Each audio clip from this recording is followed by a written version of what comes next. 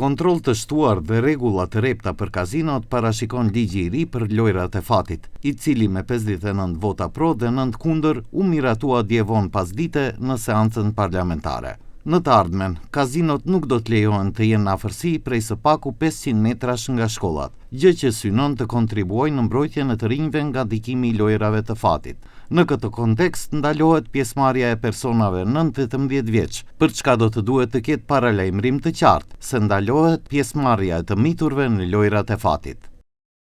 Personat nën 18 vjeç nuk mund të marrin pjesë në lojrat e fatit. Organizatori i lojrave të fatit në kazino në hapësira ku organizohet tombola e mbyllur, në bastore dhe në kluba automatike është i detyruar që në derën hyrës së të objektit ku organizojnë lojrat e fatit të vendosë shenjë me përmbajtje, ndalohet hyrja për persona nën moshën 18 vjeç. Risi është edhe detyrimi që të gjitha aparatet dhe terminalet elektronike të jenë të lidhura me sistem GPS, i cili do t'i mundsojë administratës së të ardhurave publike të ndjek lokacionin e tyre dhe të parandalojë vendosjen e paligjshme. Gjithashtu, shtrëngohet ndjeshëm edhe mënyra e reklamimit të tyre. Ndalohet reklama në vitrinat e kazinove, si dhe paraqitja e tyre si mënyrë për pasurim të shpejtë.